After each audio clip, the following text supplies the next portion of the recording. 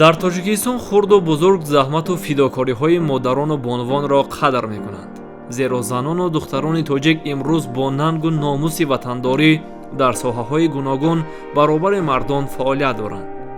воқеан рушди муназзаму устувори ҷомеа бе иштирок ва саҳми фаъоли занону бонувон ғайриимкон аст. хуб аст ки занону духтарон ба хотири ояндаи дурахшони худ соҳибмаълумот мешаванду ҳам барои таълиму тарбияи фарзанд ва ҳам барои пешрафти ҷомеа заҳмат мекашанд. зан модар мақому мартабаи ӯ дар ҷомеа хеле баланд асту устувор ва имрӯз хуб аст ки занону бонувони мо ба ҳайси омӯзгор, меъмор, муҳандис, ҳуқуқшинос, духтур шуда дар соҳаҳои мухталиф кору фаъолият доранд ва барномаи меъморро вобаста ба нақши занону бонувон дар пешбурди соҳаи меъморию шаҳрсозӣ, дар соҳаи ободкорию бунёдкории ҷумҳурии Тоҷикистон, яъне соҳаи меъморӣ ва шаҳрсозӣ мебахшем. Ва имрӯз занон дар баробари дигар соҳаҳо, инчунин дар соҳаи меъморӣ ва шаҳрсозӣ бисёр ҳам фаъолияти арзандаву созанда дорад. имрӯз қаҳрамони барномаи меъмор аст як тан зани бисёр ҳам соҳибҳунар, як тан зане ки мақсаду орзуаш танҳо бунёдкориву созандагӣ буд. Ҳусния Одина Маҳмадова. Занону бонувон чӣ гуна медонем мақому мартабаи ниҳоят баландеро касб карданд ва фарогири ҳама соҳа ҳастанд. Яъне дар ҳама соҳа нақши онҳо, нақши дасту заҳмати зеҳнии онҳо ба назар мерасад. чӣ шуморо водор кард ки ҳамин соҳаи меъморӣ ва шаҳрсозиро яъне интихоб кунеду яъне дар пешбурди ин соҳа саҳми худро дошта бошед?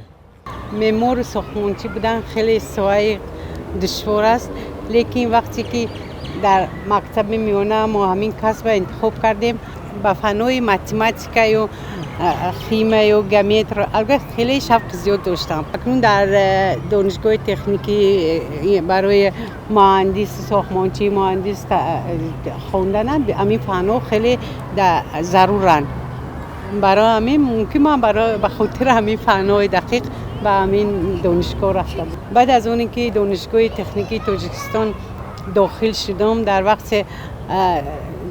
вақти касбомӯзӣ ман ҳамин касби муҳандис сохтмончия интихоб кардам ки ба ман хеле маъқул шуд ки барои як иншоот, як бино сохтан ё як лоиҳае кашидан хеле завқи калон пайдо кардам ҳамин касб.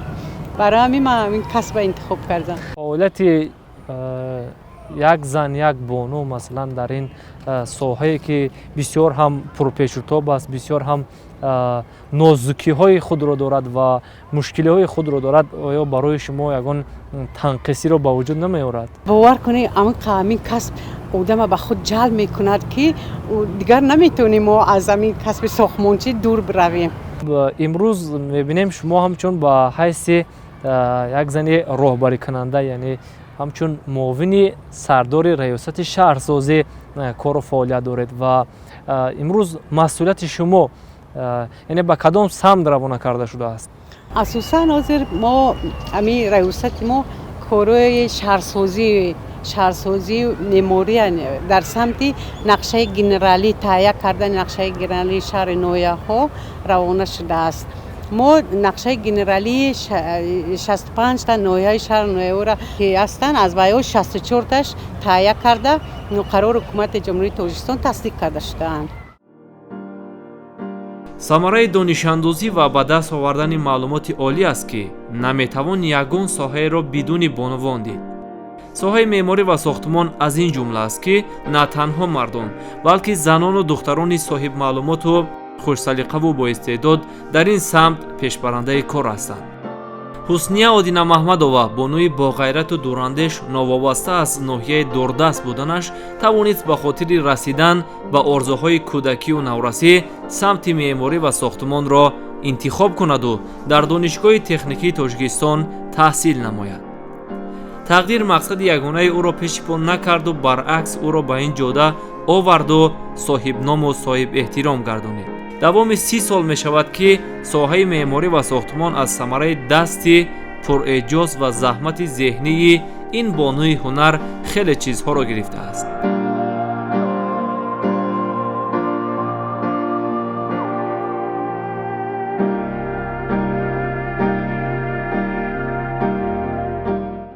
سی سال شد که من در ساحه ساختمان کار میکنم. از شرافت استقلالت است که امروز بسیار بانوان زیاد در ساحه ساختمان، بسیار بانوان همچون ساختمانچی، مهندس، معمار، دیزاین کار و فعالیت میکنه. این خرسندی است که در بین مرد و دخترها امروز در ساختمان در همه ساحه ساختمان کار و فعالیت میکنن. برای من اما روزی که من همون دانشگاه ختم کردم، برای من کارم آسان است، معقوله من در مثلا میرم در ساختمان، در همه جا ساختمان کار میکنن، خیلی و نظارت کردن و بسیار وقتا نظارتچی هم کار کردگیم.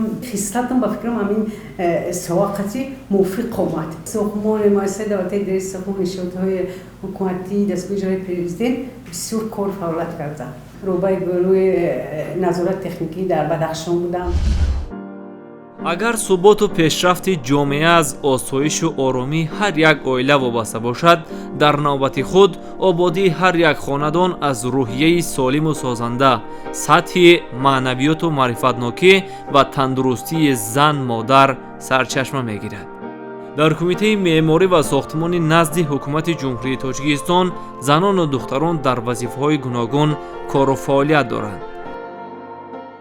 کمیته معماری و ساختمان نزد حکومت جمهوری تاجیکستان برای عملی گردانی هدف‌های حکومت جمهوری تاجیکستان دستور و هدایت‌های اساسگذار سوی وحدت ملی پیشوای ملت پرزیدنت جمهوری تاجیکستان محترم امام رحمان در سمت دستگیری زنان و دختران تمام چاره‌ها را می‌اندیشند.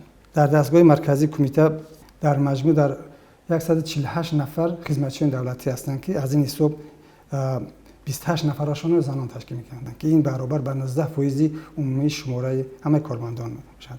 در دستگاه مرکزی باشد از 52 نفر کارمندان سمت‌های کاری دستگاه مرکزی 14 نفرشون رو زنان تشکیل می‌کنند که آنها در مجموع 27% همه شماره کارمندان را تشکیل می‌کنند. زنان دختران در همه ساختارهای ما هستند. آنها پیوسته با فعالیت دائمیشون، با فعالیت متعدل، با فعالیت بسیار ثمره‌ناک خود فرق میکنن. برای دستگیری پیوسته اونها چقدر گفتیم از جانب کمیته تمام شرایطو تامین کرده شدن. همه ساله 25-30 نفر کارمندان کمیته برای تکمیل اختصاص در اکادمی خدمت دولتی نزد پرزیدنت جمهوری تاجیکستان تکمیل اختصاص میگذارند که از این حساب 16-18 نفرشون رو زنان و دختران تشکیل میدهند. барои баланд бардоштани сатҳи тахассуси кормандон такмили ихтисос зарур дониста мешавад ки занону духтарон низ ҷалб мешаванд. умуман фаъолияти занону бонувон дар амалӣ гардидани сиёсати шаҳрсозии Тоҷикистон бо самару назаррас аст.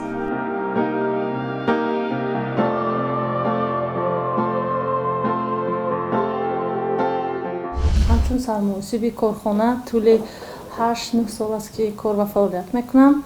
ваколатҳои сармуҳосиб дар корхона аз он аст ки сари вақт пурра пардохт намудани музди маош, пурра пардохт намудани андозҳои ҷорӣ ва тамоми самаронок истифода бурдани молу маҳсулоти корхона мебошад. дар корхонаи воҳидии давлатӣ пажӯҳишгоҳи илмии тадқиқоти сохтмон ва меъморӣ 25% бонувон кор мекунанд ки дар тамоми бонувони корхона дар тамоми шӯъбаҳо ҳам сардор ҳам кормандон кору фаъолият мекунанд. зиёда аз 10 сол боз дар корхонаи воҳидии давлатӣ лоиҳакашӣ кор мекунам. фаъолияти кори худро ман дар ҳаминҷо сар кардам, баъди донишгоҳро хатм кардам. ман аз соле ки корро шурӯъ кардам дар корхонаи воҳидии давлатии лоиҳакаш ман муосиб будам. шукрона мекунем ва ки мо озод ҳастем. имрӯзҳо онҳо дар вазифаҳои гуногун аз ҷумла коргузор, ҳуқуқшинос, муҳосиб, меъмор, дизайнер, рассом, муҳандис ва бинокор фаъолият мекунанд. واقعا هم در دوران صاحب استقلالی وطن عزیزمون از جانب حکومت مملکتمون جهت جلب زنان و بانوان با خدمت دولتی بسیار تدبیرهای سری وقتی اندیشیده شده است که همه این اقدام مسئولیت نقش زنان و بانوان را در رشد و تحکیم استقلالیت دولتی باز هم جدیتر موظفتر میگرداند. از خردسالی من آرزو داشتم برای همین معمار شوم، برای همین ساحه معماری را انتخاب نمودم. در ساحه معماری ساختمان خیلی زنان و بانوان کار و فعالیت میکنند. وظیفه ما در ریاست ساختمان اوبیکت های استراتژیکی هست، همه این ویارا ما نظارت مینماییم. در جمعیت ما 71 نفر کارمندان کار فعالیت مینمایند که از اونها 25 نفرشون عنوان رو تشکیل میدهند. در جمعیت ما نقش زنان جهت پیشبرد کارهای لایحه‌کشی و معماری خیلی نظررس میباشد. در مجموع 25 نفر زنان به عنوان پای کار و فعالیت میباشند. با باوری گفته میتوانم که زنان با اراده استوار وظیفه‌های خود را با مسئولیت بلند اجرا می‌نمایند. در کارخانه زنان در وظیفه‌های گوناگون به مثال مهندس، معمار، دیزاینر، کنسترکتور کار فعالیت می‌نمایند. زن مادر برای استواری جامعه همین مناسب دارد. زن است که عائله متحد و سرجم است. پیش وقت می دیدیم که ما زنها قدر وظیفه‌های بلند نداشتیم. حاضی و تشبوسی جناب عالی محترم امام علی رحمان موقع زن رو بلند برداشتن. زنان و دخترانی که در ساحه معماری، ساختمان، دیزاین فعالیت میکنند اساساً ختم کرده فاکولته معماری و ساختمان دانشگاه تکنیکی تاجیکستان به نام اکادمیک محمد اوسیمی و فاکولته دیزاین دانشکده صنعت تصویری و دیزاین تاجیکستان میباشند. طی سالهای صاحب استقلالی در جمهوری تاجیکستان با تشبس‌های سازنده زنان و دختران دقت مخصوص روانه گردیده پیوسته کوشش به خرج داده می شود که این نیروی سازنده و قشر فعال جامعه به رشد استوار مملکت سفربر کرده شود. سال 2018 این جانب در پژوهشگاه علمی تحقیقات ساختمان و معماری کمیته معماری و ساختمان نزد حکومت جمهوری تاجیکستان به حیث سردار شعبه عمومی و کادرها فعالیت می‌نمایم. در دوره فعالیت خود من در تهیه معیارهایی که نوبسته به شعبه داخل دارم اشتراک می‌نمایم. نقشه چاره‌بینی‌ها، دستورالعمل‌ها شعبه را تهیه می‌نمایم. در همه گونه ساحه‌ها امروز ما می‌توانیم مشاهده نماییم که زن‌ها فعالیت می‌نمایند. چون که امروز ها می‌بینیم همه زن‌های ما به حیث سرداران هستند و طراحان، مهندسان، خرجنامه‌ساز در ما هست که زن‌ها میباشند. مادران، زنان و بانوان کشور عزیزمان با رفتار نیک، اندیشه سالم و مهارت کاردانی خود در آبادی و پیشرفت تاجیکستان محبوبمان سهمی بزرگ دارند. آنها امروز در همه ساحه‌های حیات جامعه و دولت صافدلانه کار و فعالیت می‌نمایند و با زحمت بنیادکارانه و تشبس‌های سازنده‌شان برای رشد دولت صاحب استقلالمان سعی و تلاش می‌کنند. نقش زنان و مادران در پایداری و استواری عائله و فراهم آوردن فضای آرام و سالم در خانواده بسیار مهم میباشد. برای بلند برداشتن مقام و اعتبار زن از جانب حکومت جمهوری تاجیکستان یک قطار برنامه و استراتژی‌های مشخص قبول گردیدند. هدف تربیه و به کار جلب نمودن بانوان میباشد. برنامه دولتی تربیه انتخاب و جابجایی گذاری کادرهای رهبری کننده از حساب زنان در جمهوری تاجیکستان این حجت مهم است که بین هر یک 5 ساله قبول می شود و از نتیجه اون در زیر توجه همه وقته رهبریت دولت حکومت و حکومت جمهوری تاجیکستان قرار دارد.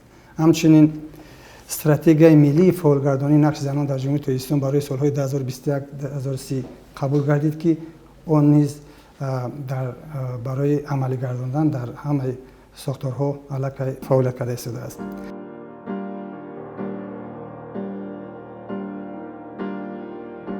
гарчанде шумораи занон дар ин соҳа нисбат ба мардон камтар ҳам бошанд, вале дӯстдори асли касби хешанду дар ин ҷода устувор.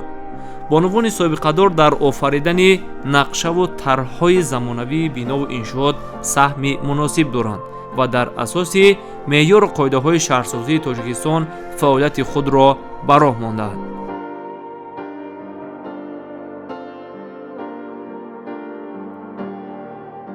фаъолияти корӣ тибқи муқаррароти Конститутсияи Ҷумҳурии Тоҷикистон, Қонуни Ҷумҳурии Тоҷикистон дар бораи корхонаҳои давлатӣ, Кодекси меҳнати Ҷумҳурии Тоҷикистон, Қонуни Ҷумҳурии Тоҷикистон дар бораи муроҷиатҳои шаҳрвандон, қонунҳо ва дигар санадҳои меъёри ҳуқуқи Ҷумҳурии Тоҷикистон ба роҳ монда шудааст. пешбурду нигаҳдории ҳуҷҷатҳои шахсӣ ва дафтарчаҳои меҳнатии кормандон, таҳияи лоиҳаи басти корӣ, ҷадвали рухсати меҳнатӣ, ба қайдгирии варақаҳои коршоями кормандон, назорату риояи интизоми меҳнат ва иҷроия дар корхона, риояи тартиби қабул ба кор, бастани шартномаҳои меҳнатӣ, назорати риояи талаботҳои тахассусии кормандон, гузаронидани таҳлили мансабҳои холӣ дар корхона, ташкил ва гузаронидани аттестатсияи кормандони корхона, ташкили захираҳои кадрҳо ва кор бо онҳо, ташкили тайёркунии касбӣ, аз нав тайёркунӣ, такмили ихтисос ва таҷрибаомӯзии кормандон ва ҳамчунин дигар ваколатҳое ки дар дастурамали кории мудири бахши умумӣ ва кадрҳо оварда шудааст ба уҳда дорам. кори бахши технологияи инноватсионӣ дар сохтмон ва татбиқи меъёрҳои харҷномавӣ, ҳуҷҷати асосии меъёрии методи оид ба меъёрҳои харҷномавӣ ва нархгузорӣ дар соҳаи сохтмон аз ҷониби корхонаи давлатии маркази нақдиёт дар соҳаи сохтмон ба мизоҷон таҳия ва пешниҳод карда мешавад. инчунин ба қайдгирии ҳар се моҳаи сатҳи воқеии нархҳои ҷорӣ, захираҳои дар сохтмон, иншоотҳои истеҳсолӣ истифодабаранда бо истифодаи корхонаҳои мазкур, яъне истеҳсолкунандагони масолиҳи сохтмонӣ амалӣ менамоянд. солҳои охир теъдоди занони мутахассису соҳибтаҷриба дар зинаҳои мухталифи ҳокимият, мақоми олии қонунгузор, ҳокимияти судиву иҷроия ва тамоми сохтору мақомоти давлативу ҷамъиятӣ то рафт афзуда, онҳо дар рушди пешрафти самтҳои гуногуни ҳаёти ҷомеа саҳми муносиб мегузоранд.